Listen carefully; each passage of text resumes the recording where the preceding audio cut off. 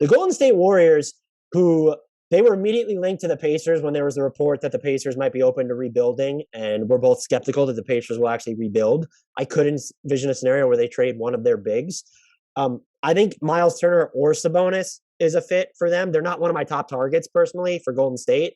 We can get into that in a minute. I was curious about what you thought about either of their two fits, who you prefer. I will say I prefer Turner for them because I think he would be more helpful in a closing lineup situation than a Sabonis would. I also prefer Turner there. I really like both fits, and I'll throw Jonas Valanciunas' name into the mix as well, because we've mentioned that before. If New Orleans does decide to totally blow it up, which seems like it could be getting more and more likely with Zion Williamson just basically never returning to the lineup, I really like that fit still. I do like it, but when I've been approaching the Golden State, they're also in a situation where it's like, they can't really make a small move because definitely not, because you're either giving up two of your kiddos in Kuminga, Moody, and Wiseman. Wiggins is so important to you that it's not just a matter of using his contract as salary ballast. And so you just don't have a lot of these. You don't have really any mid-end deals. There's a bunch of minimums and Kevon Looney. So is Wiggins on a bad contract anymore? Are we ready to move him out of that area? He is clearly, he's relative to what he's being paid.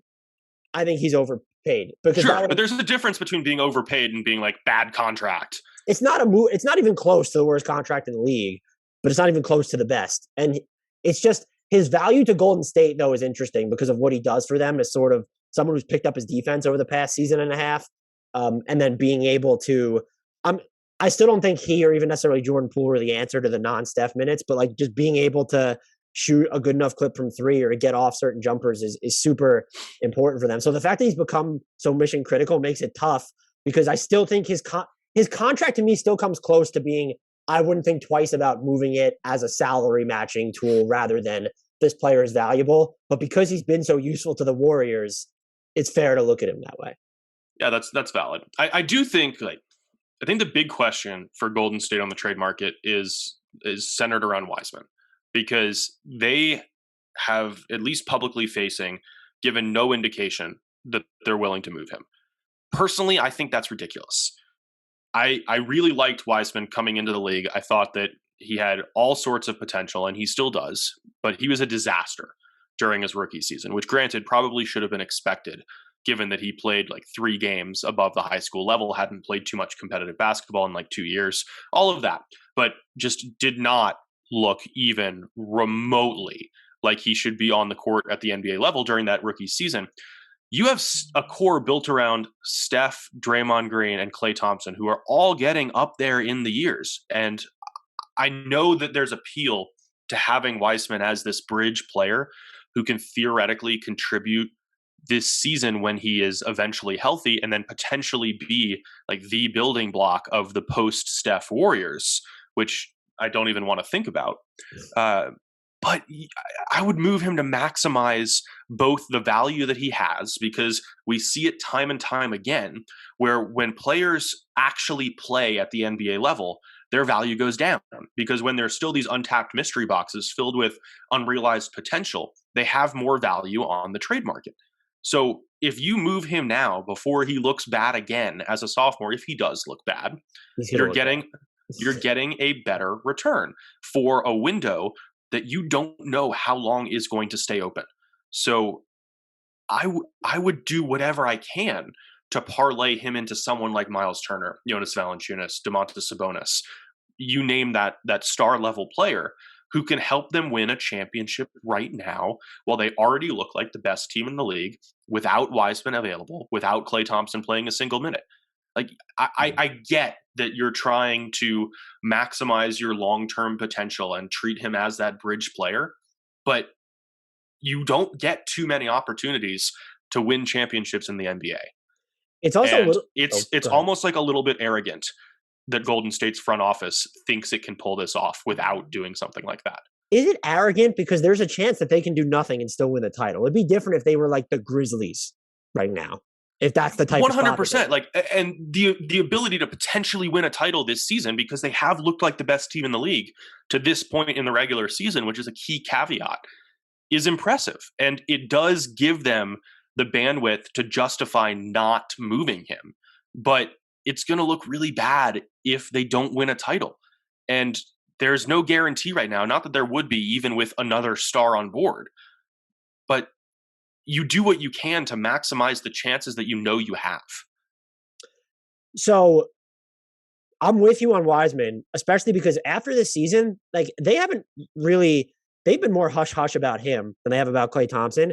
And even when he's healthy, I would probably argue that they're not going to play him much. They'll take the Kuminga, Moses Moody approach here because one, and this isn't a shot at him. And people got mad in our YouTube comments. He was not a helpful player for them last year. And maybe it gets better in the second unit this year. He can run more pick and roll if he's healthy, but their turn was without him. Once he was injured is when Draymond and Steph and the team took off. And now you're in a position where, because you're so close to winning a championship, you essentially, functionally, have to punt on the second year of his career. And so this isn't a Moody Kuminga situation where now they're only 1 year into their careers. 2 is a lot. And to Wiseman's credit, he retains a lot of the mystery box appeal because he's played in fewer than 20 games since his senior year of high school. That's also part of the problem, obviously. So I'm with you on it.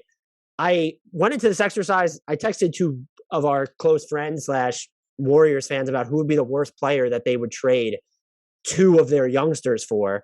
And the only name that really came back, and he was on my list to begin with, was Pascal Siakam. And I do think that he's the type of player they need, because just someone who can also attack with the ball in his hands, which is something that Myles Turner and also defend is my point. Like, Sabonis has gotten better on defense, but it still is not that player.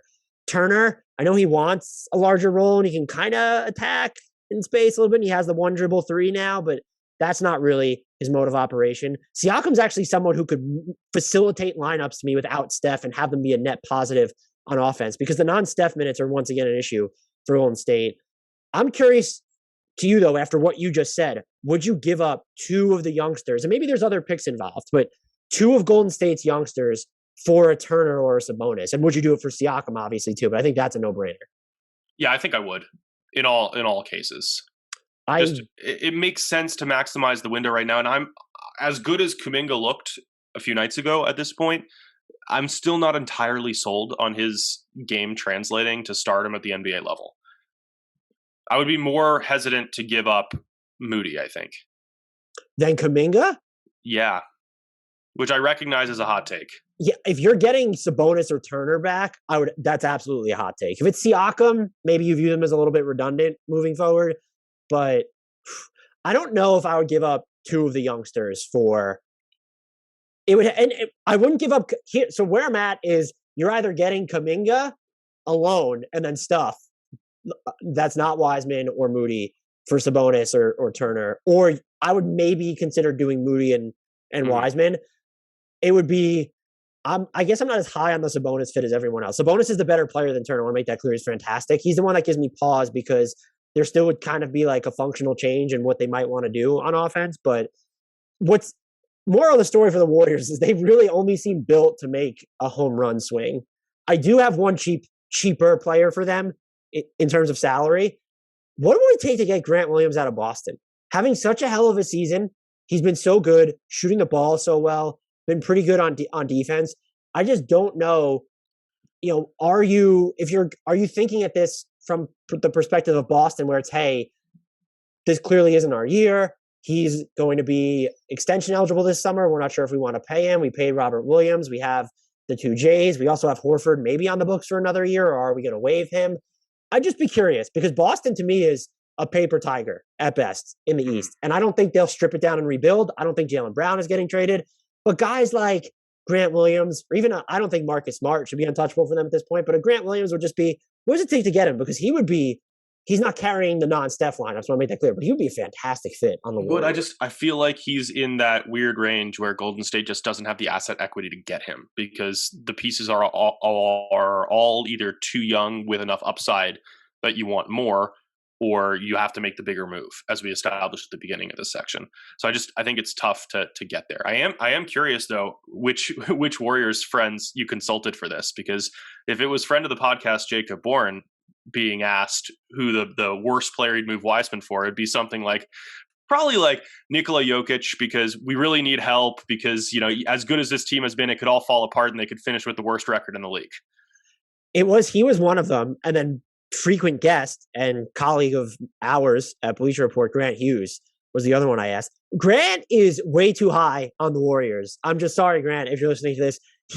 I asked him if he would give up 2 of the youngsters for Jaylen Brown, and he was like, I don't know how Jaylen Brown really moves the needle for Golden State when they have Wiggins. And I was like, oh my God. I love you, Grant, but yeah. I asked him in jest because he's been saying no to all my ideas. And I just assumed that would be an automatic yes. What do you think about Ben Simmons for this team? Let's wrap up here really quickly. I actually and maybe I was too far removed from watching the peak Warriors, but seeing Kevon Looney healthy and Draymond Green work together, I'm like, you know what? Do it. If you can get him, and there would have to be a third or fourth team because we know Philly doesn't want youngsters picks, whatever. I was coming into the season, I was hell no. Right now, I'm like, hell yes.